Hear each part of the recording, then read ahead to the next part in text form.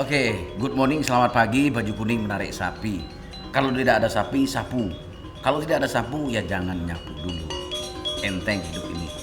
Jadi banyak orang tidak percaya bahwa hidup ini seharusnya dijalankan secara sederhana saja. Tapi sehingga mereka suka yang rumit. Kalau tidak rumit bukan hidup, dia bilang. Oke, jadi kalau saya sih, banyak orang mengatakan saya itu pabrik kata-kata pertama di dunia. Bagi saya sebetulnya kami itu adalah pabrik kata-kata ketiga di dunia, bukan yang pertama. Karena apa kami yang ketiga? Karena yang pertama dan kedua kan tidak ada, kecuali kalau ada yang mengada-ngada. Itu dia.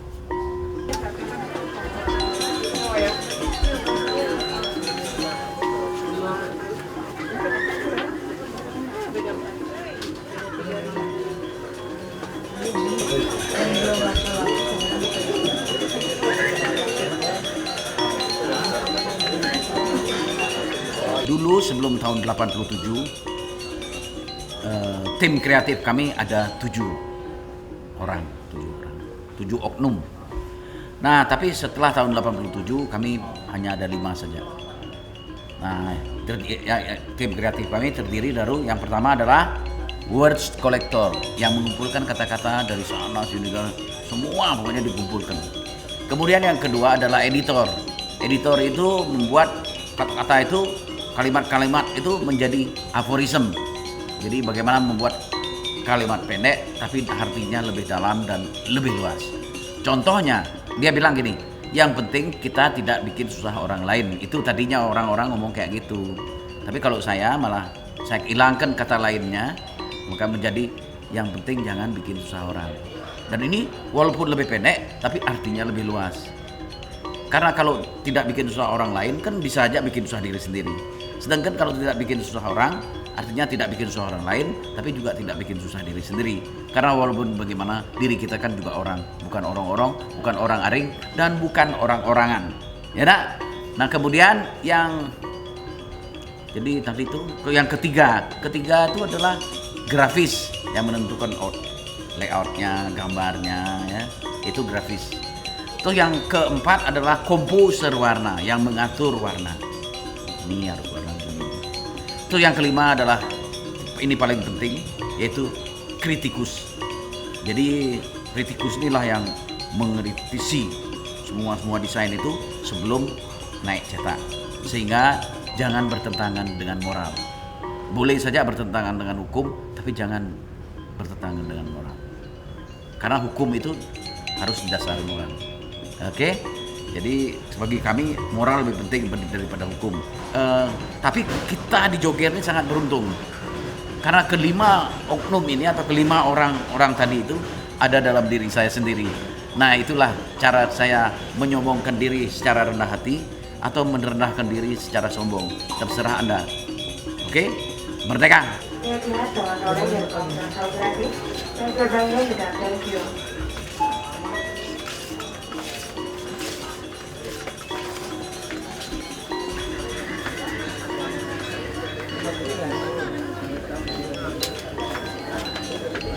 Oke, salah satu desain saya yang terbaru, katakanlah terbaru, karena setiap hari ada yang baru.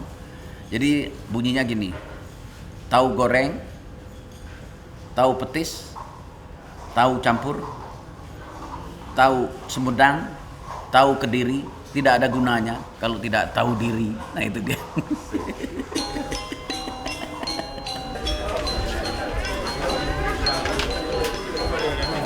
Satu dua sembilan satu AI, edisi warna silver, Delta 1291 AI, Timur tunggu sebentar bulan menggunakan kendaraannya, dan sudah tunggu kendaraan depannya akan segera keluar. Terima kasih. Di Joger sejak tahun 80-an kami punya semboyan dalam menyambut tamu, ya, yang datang maupun pergi, yaitu belanja tidak belanja tetap thank you. Nah itu semboyan kami. Tapi ternyata banyak juga pengunjung yang ternyata menjadi kreatif atau lebih kreatif yang mengatakan thank you tidak thank you kami tetap belanja itu. Nah jadi kami sangat beruntung karena memang apa yang kami sampaikan itu ternyata bersambut di masyarakat dan ternyata positif. Mudah-mudahan hal-hal yang positif melahirkan yang lebih positif. Merdeka!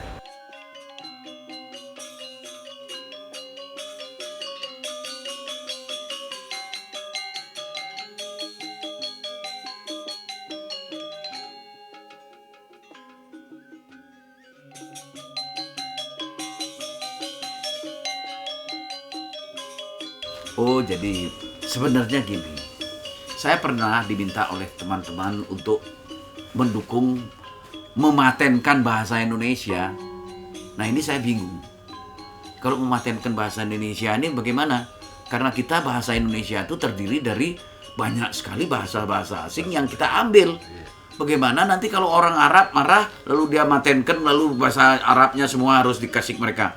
Dan saya tidak ngerti apa mematenkan itu apa. Itu kan harusnya teknologi. Soal teknologi baru kita patenkan. Kalau ini hak ciptanya mungkin. Tapi kalau hak cipta bagaimana? Orang namanya bahasa itu tumbuh. Dan itu kan juga kita selalu euforia lah. Jadi aneh juga kadang-kadang ya, saya maaf ini. Kalau ada saya punya misalnya dipakai tapi orangnya masih bilang bahwa itu saya punya, saya senang. Tapi memang ada orang jiplak-plak. Nah, itu yang masalahnya. Ini sekarang kan ada lagi yang mengatakan bahwa sekarang kita tiru saja Cina. Ternyata kita sekarang belajar dari Cina. Tapi yang dipelajari agak membingungkan, yaitu ATM. Amati, tiru, dan modifikasi. Lalu saya ditanya, bagaimana Pak Joger? Kalau Bapak punya ternyata diamatin orang, ditiru, lalu dimodifikasi. Ya seharusnya ya kalau di bidang kreativitas harus ada novelty, artinya yang sesuatu yang benar-benar baru, orisinil. Nah, kalau orang meniru saya punya lalu modifikasi, itu kan peniru, pengekor namanya. Jadi bukan orang yang menciptakan. Jadi kadang-kadang banyak orang salah paham tentang hak cipta itu bagaimana gitu loh. Hak cipta itu adalah muncul karena menciptakan, bukan karena mendaftarkan atau karena banyak punya uang, banyak punya kuasa lalu ngaku itu. Nah, itu sebetulnya banyak urusannya ke moral. Moral tanya diri sendiri. Tatua masih, kalau kita tidak suka disakiti, seharusnya janganlah menyakiti. Tapi kalau toh pada satu hari kita sudah suka disakiti, janganlah langsung merasa berhak, apalagi wajib menyakiti sesama. Ya, karena mungkin lebih baik kita ke dokter jiwa saja, karena mungkin jiwa kita yang sakit kok suka disakiti. Nah, contohnya juga sekarang ini kan banyak orang mengatakan bahwa wah, ditiru aja kok marah. Bukan marah. Ya, ini kalau misalnya saya sudah bikin desain, sudah saya jual, sudah laku, lalu tiba-tiba ada orang datang ya hanya karena punya uang, lalu nyuruh orang bikin, lalu sama saya punya dan atau maknanya sama. Ya seharusnya ada sedikit permisi atau apa, minimum tertulis. Sebab kalau ngomongnya nanti kan ngakunya sudah ngomong padahal belum pernah ngomong, atau ngomongnya ke tembok kan repot. Jadi sebenarnya harus ada keikhlasan dari kita semua untuk mengakui bahwa memang ada orang inovatif yang menciptakan hal-hal yang benar-benar baru. Itu sebetulnya yang disebut kreatif. Kreatif itu harus positif, konstruktif. Ya, jadi bukannya lalu destruktif, lalu mau memaksa orang lain yang bikin malah mengatakan yang membuat, yang menciptakan meniru, kan itu kacau. Jadi ini sebetulnya kan masalah sangat pribadi. Nah, makanya orang kadang-kadang membaca tulisan saya itu sangat joger. Ada yang mengatakan itu sangat joger. Nah, karena apa? Sudah ada ciri khasnya. Dan kalau saya bikin desain itu orang memang saya benar-benar sendiri duduk. Nah, nanti boleh dilihat bagaimana saya membuat desain. Atau saya memberi seminar juga, itu seperti beberapa rumusan seminar saya itu memang benar-benar hasil pemikiran yang muncul dari diri saya sendiri, dari lubuk hati saya yang terdalam, dan disaring lagi. Ya, jangan sampai menyakiti orang. Tapi kalau sampai orang sakit hati ya saya jelaskan. Tapi kalau sudah saya jelaskan dia tidak mau mengerti, ya memang dia memilih untuk sakit hati. Jadi kita tolong dia untuk sakit hati kan gitu ya. Tapi ya sebenarnya tidak pernah saya mau menyakiti siapa-siapa. Dan kelihatannya saya juga tidak mau meniru orang lain, malu. Karena ada perasaan malu dalam diri saya sendiri kalau saya meniru. Gitu loh. Begini, kalau dalam hidup saya, sebetulnya saya menganggap hidup ini kan kesempatan. Artinya, kalau kita memang mau jadi orang baik, hidup ini adalah kesempatan untuk apa? Melaksanakan niat baik kita secara sebaik-baiknya.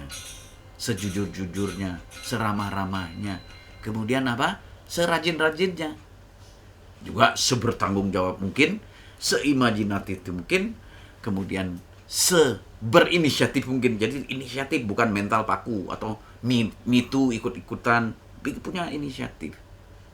Kemudian ada keberanian, dengan keberanian dan ada rasa syukur. Jadi berterima kasih kepada Tuhan. Ya.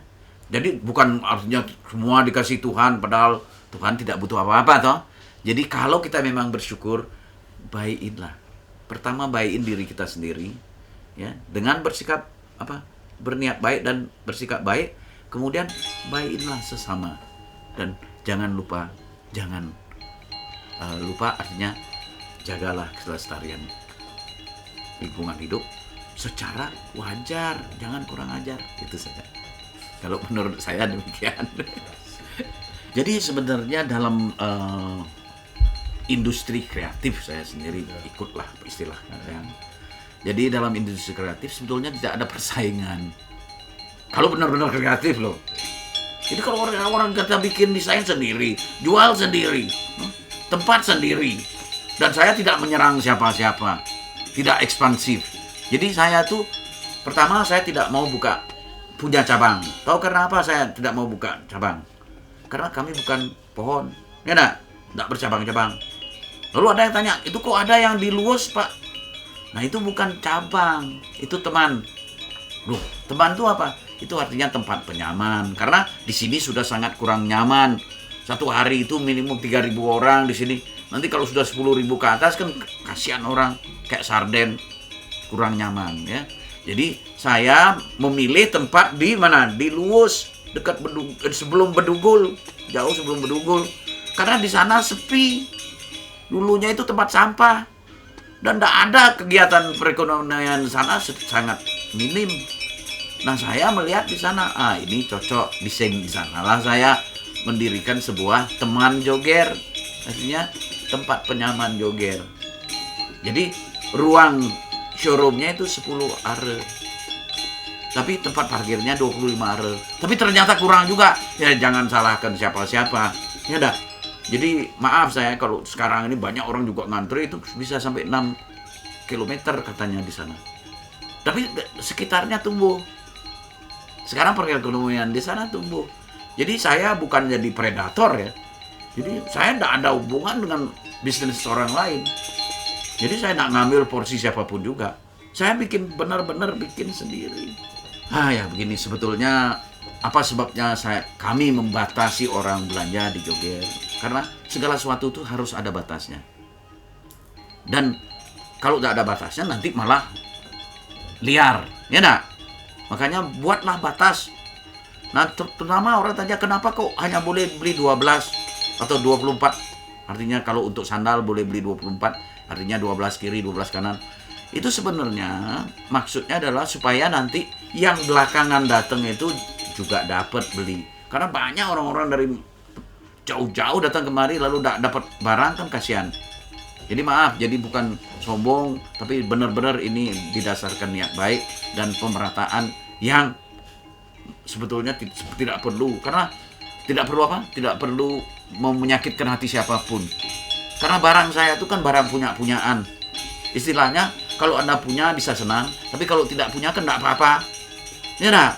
Kami itu bukan kayak obat gitu harus punya gitu, enggak. Makanya bukan kebutuhan pokok. Maka tolong kalau belanja jangan terlalu banyak, tapi juga jangan terlalu sedikit. Jadi kalau sudah memang mau belanja minimum 1. Kalau Anda mau beli kaos separuh kan susah saya jual yang separuh lagi.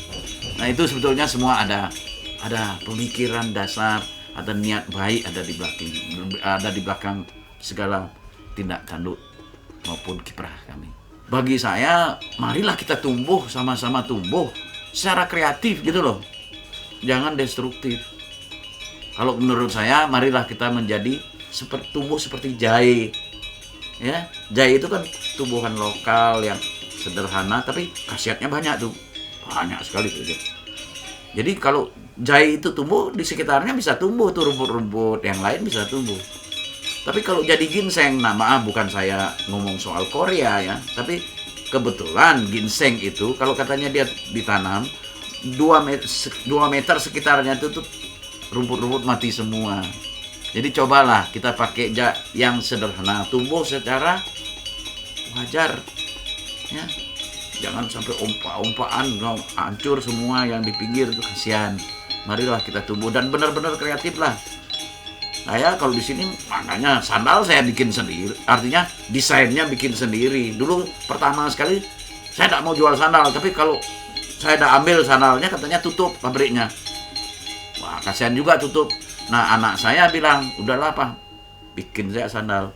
Jadi anak saya, Arman itu, dia menganjurkan saya bikin jual sandal, jual yang kiri saja. Ini sudah 15 tahun yang lalu nih. Jadi yang kiri saja dijual, lalu ditulis sana kalau Anda membeli sandal kiri ini, Anda akan mendapat yang kanan gratis gitu loh. Jadi cara menjualnya kreatif.